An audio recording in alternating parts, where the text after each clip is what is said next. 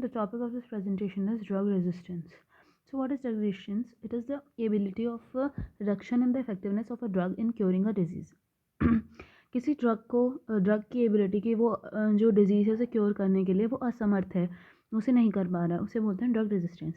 ये एबिलिटी होती है उन माइक्रोब्स की, जैसे कि for example bacteria, parasite and viruses, funguses, जो क्या करते हैं वो एंटीबायोटिक या एंटी माइक्रोबियल ड्रग की प्रेजेंस में ग्रो कर सकते हैं.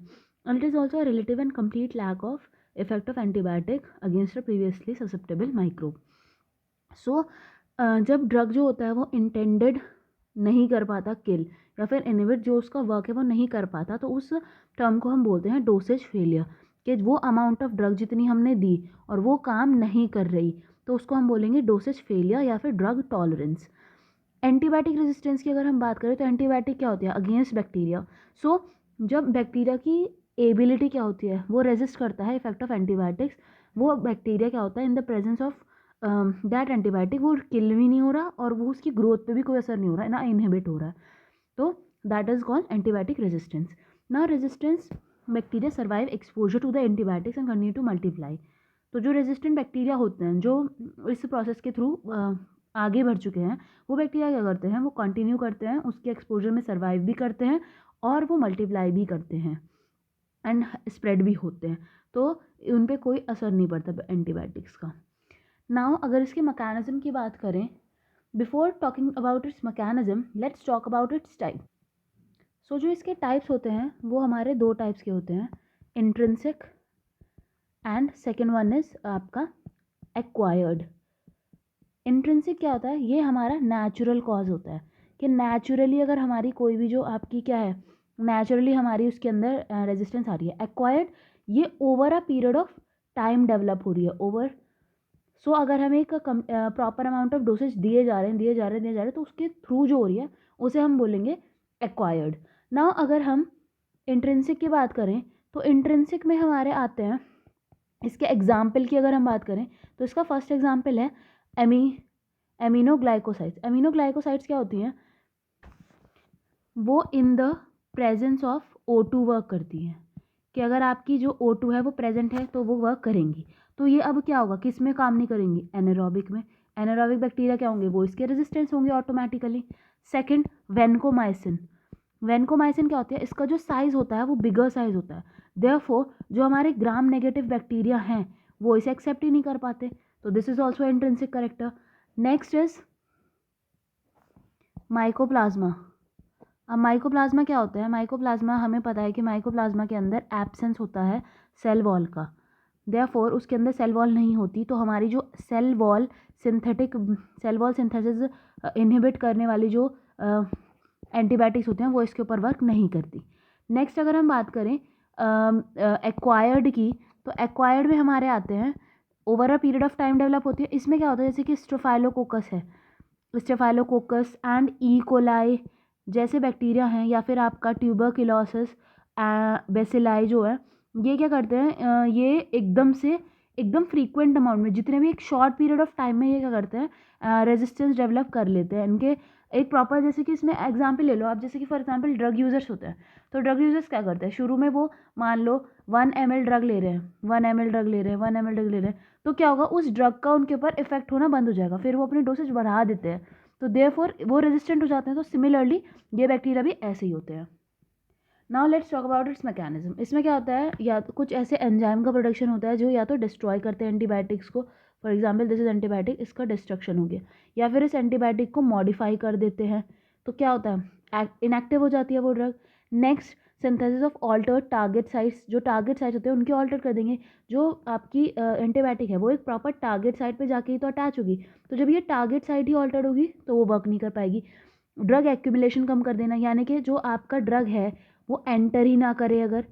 सेकेंडली, ये दो टाइप से हो जाएगा कि आप क्या करते हैं, परमेबिलिटी चेंज कर देंगे सेल मेम्ब्रेन की, तो वो एंटर ही नहीं कर पाएगा. एंड सेकेंडली, आप जो आपकी सेल है उसके अंदर इस तरह के पंप डेवलप करेंगे कि एक तरफ से एंटीबायोटिक आएगी तो बट वो बाहर पंप आउट हो जाएगी.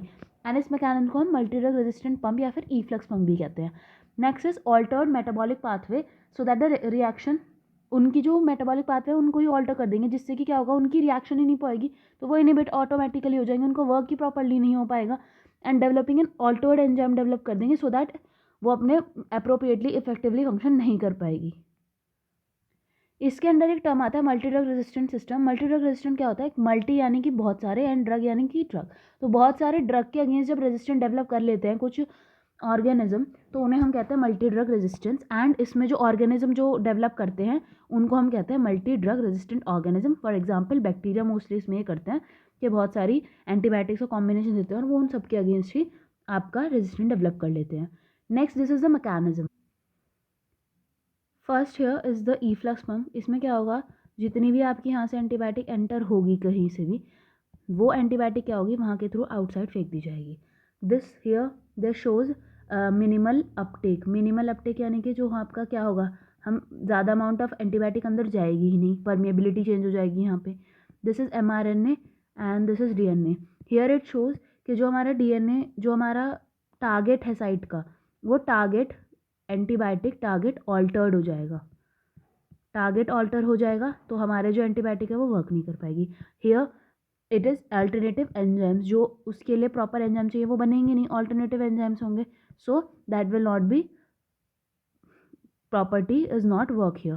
थर्ड आपका क्या होगा कि जैसे कि फॉर एग्जांपल यहाँ पे ये टारगेट साइट ही ऑल्टर्ड हो गई। ऑल्टर्स आके साइट है तो वो अटैच ही नहीं हो पाएंगी, एंटर्ड ही नहीं होंगी। Here inactivation with the help of enzyme. ये कुछ ऐसे एंजाइम होंगे जो एंटीबायोटिक के साथ अटैच हो जाएंगे एंड देयरफॉर वो क्या करेंगे? इनएक्टिवेट कर देंगे। And next this is a complete diagram of the same thing. Here inactivation is occurring. Here you can see altered target site, modified cell wall तो minimal uptake inhibition, metabolic pathway में inhibition, efflux pump का development, and some bacteria also carry a plasmid external extra chromosomal matter जो कि क्या होता है? Antibiotic resistant gene already carry करता है। अगर हम मैकेनिज्म को देखो तो इसमें सबसे पहले आता है ऑल्टरेशन ऑफ बैक्टीरियल मेम्ब्रेन। हम आउटर मेम्ब्रेन की परमेबिलिटी चेंज कर सकते हैं, इनर मेम्ब्रेन की परमेबिलिटी चेंज करते हैं। Second rapid ejection of drug. Drug का इजेक्शन थ्रू ईफ्लक्स या फिर multi drug resistant pump. Third is enzymatic inhibition. Enzyme का इनिबिशन कर देना, एंटीबायोटिक का इनिबिशन कर देना, उसकी जो टारगेट साइट है उनका ही इनिबिशन कर देना या ऑल्ट्रेशन कर देना। वो कैसे करेंगे? कौन कौन सी टारगेट साइट है? जैसे कि ribosomal target site, cell wall precursor targets and target enzyme, इन सब का ऑल्टरेशन हो जाना। इफ़ वी डिस्कस परमिएबिलिटी, इसमें क्या होता है? जैसे कि फॉर एग्जांपल परमिएबिलिटी चेंज हो गई, इसमें एंट्रेंस को प्रिवेंट कर रहे हैं हम। अब हमने एंट्रेंस कैसे प्रिवेंट करेंगे? इसका एग्जांपल जैसे कि ग्राम नेगेटिव बैक्टीरिया है, उनके वो जो होता है अनअफेक्टेड होते हैं with the by penicillin. Why? Because this penicillin G can not penetrate its envelope. Secondly penicillin G binding protein जो होते हैं वो चेंज कर देती है, जो बाइंडिंग उसके ऊपर टारगेट होते हैं जो ग्राम नेगेटिव बैक्टीरिया के पेनिसिलिन के लिए, वो उसे चेंज कर देती है तो वो एंटर ही नहीं कर पाते। Secondly sulphonamide can not enter. Mycobacterium है, उसके आउटर सेल में माइकोलिक एक्सिस प्रेजेंट होता है जो कि क्या करता है? कॉम्प्लेक्स लिपिड लेयर को, जो कि पेप्टाइड ग्लाइकन बाहर होते हैं, उसको एंटर ही नहीं कर पाता, therefore it is unpermeable. Next is efflux pump. Efflux pump कैसे डेवलप होता है? क्योंकि कुछ पैथोजन जो होता है उनकी प्लाज्मा मेम्ब्रेन के ऊपर ट्रांसलोकेस एंजाइम होते हैं। ट्रांसलोकेसिस क्या करते हैं? वो उन्हें हम ईफ्लक्स पम्प भी बोलते हैं, जो कि एक्सपेल कर देते हैं जितना भी ड्रग आया, जितना भी सेल थी। ये ईफ्लक्स पंप है आपका, जितना भी ड्रग यहाँ से एंटर करेगा वो सारा आउटसाइड बाहर डाल देती है। इसके एग्जाम्पल हैं जैसे कि फॉर एग्जाम्पल इसमें एक ये क्या होता है? ये नॉन स्पेसिफिक होता है। क्यों ये नॉन स्पेसिफिक? ये कोई स्पेसिफिक ड्रग के लिए नहीं होता, देयरफॉर ये मल्टीपल ड्रग यानी कि बहुत सारे ड्रग के अगेंस्ट वर्क कर सकता है, देयरफॉर हम इसे मल्टीपल ड्रग रेजिस्टेंट पंप भी बोलते हैं। उसके बाद इसके कौन कौन से उसमें ये प्रेजेंट होता है? ईकोलाई में, सूडोमोनास एरोगिनोसा में, माइकोबैक्टीरियम स्मैग्मेटिस में, एनास्टोफाइलोकोकस ऑरियस में। कुछ बैक्टीरिया जो होते हैं वो क्या करते हैं? केमिकल मॉडिफिकेशन करते हैं। वो अपने अंदर इस तरह के केमिकल मॉडिफिकेशन चेंजेस लाते हैं जिससे कि क्या होता है? हमारा जो एंटीबायोटिक है वो वर्क नहीं कर पाती। For example hydrolysis of beta lactam ring of penicillin का, जिस वजह से क्या होता है? एंजाइम पेनिसिलिन नेस जो क्या करता है वो बीटा लैक्टम रिंग का हाइड्रोलिसिस करा देता है, जिस वजह से जो पेनिसिलिन है ऑब्वियसली उसके स्ट्रक्चर में चेंजेस आते हैं, that's therefore it can not work properly. And इसमें रेजिस्टर ऑर्गेनिज्म जो होते हैं वो फॉस्फोराइलेट या फिर एसिटाइलेट, एमिनोग्लाइकोसाइड जो या फिर एसिलाइट कॉन्फेनिकॉल, ये इनके में वर्क करते हैं और वो अपने अंदर केमिकल मॉडिफिकेशन करके इनका जो वर्क है उसे स्टॉप कर देते हैं। एज वी नो कि म्यूटेशन क्या होता है? म्यूटेशन यानी कि सडन चेंज हो जाता है किसी के बैक्टीरियल क्रोमोसोम्स में, उनके अंदर इस तरह का म्यूटेशन हो जाता है, देयरफॉर वो जो क्या होते हैं? बैक्टीरिया के अगेंस्ट रेजिस्टेंट हो जाते हैं। For example this is the bacterial cell, हमने इनके ऊपर एंटीबायोटिक डाली, ये हमने एंटीबायोटिक इसमें ली, अब इसमें क्या हुआ, इन बैक्टीरियल सेल्स में म्यूटेशन हो गया, अब यहाँ पे ये म्यूटेशन हो गया, तो ये जो एंटीबायोटिक है ये सिर्फ इन वाली सेल्स के ऊपर वर्क करेगी और इनर की सेल्स के ऊपर वर्क नहीं करेगी।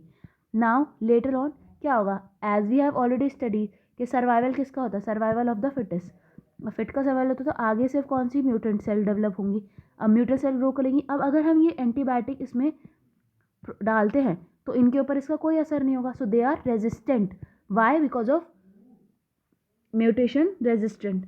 So therefore this is the example of this mechanism. Here usually जो चेंज होते हैं वो ड्रग रिसेप्टर्स में चेंजेस होते हैं जो कि इनहिबिट कर देते हैं उसमें। इसका एग्जाम्पल है streptomycin receptor protein on bacterial ribosomes. Many mutant जो होते हैं वो क्या करते हैं, प्रॉब्ली डिस्ट्रॉय कर देते हैं, बाई नेचुरल होस्ट से डिस्ट्रॉय हो जाते हैं या फिर रेजिस्टेंट मैकेनिज्म फॉलो करते हैं। जो सर्वाइव करते हैं वो आगे अपना ग्रोथ शो करते हैं। As we have already state कि extra chromosomal matter plasmid resistant plasmid present होते हैं, उनके अंदर ऐसे जीन्स होते हैं जो उन्हें ऑलरेडी रेजिस्टेंट प्रोवाइड करते हैं। फैक्टर्स जो ड्रग रेजिस्टेंस प्रमोट करते हैं कि आप सब ऑप्टिमल लेवल ऑफ एंटीमाइक्रोबियल का एक्सपोजर होना, माइक्रोब जो है ऑलरेडी उनके अंदर रेजिस्टेंट जीन प्रेजेंट है, हम जो ड्रग का यूज़ कर रहे हैं वो इनअप्रोप्रिएट यूज़ कर रहे हैं, क्वालिटी कंट्रोल लैक है उसके अंदर मैन्युफैक्चर में, या फिर आउटडेटेड एंटी माइक्रोबियल यूज़ कर रहे हैं, इनएडिक्वेट सर्वेलेंस और defective susceptibility, poverty, use of antibiotic in food, antibiotics are used in animal feeds and sprayed on the plants to prevent the infection and promote growth, multi-drug resistant in this, for example salmonella typhimurium has been found in 4 states in 18 people. Now हमें इस resistance से बचने के लिए क्या precaution लेनी चाहिए, हमें अवॉइड करना चाहिए prolonged use of the drug, किसी का भी लॉन्गर टाइम के लिए ड्रग नहीं यूज़ करने चाहिए, नैरो स्पेक्ट्रम ड्रग यूज़ करने चाहिए as compare to broad spectrum drug, combination of drug use करना चाहिए सो दैट अगर एक के अगेंस्ट हमारा रेजिस्टेंट हो भी रहा है एक ड्रग के अगेंस्ट तो हमारा दूसरा ड्रग जो होगा उस पर वर्क कर सके। Thank you, do like, comment and share, and also share your reviews on the topic which I should make the next video on.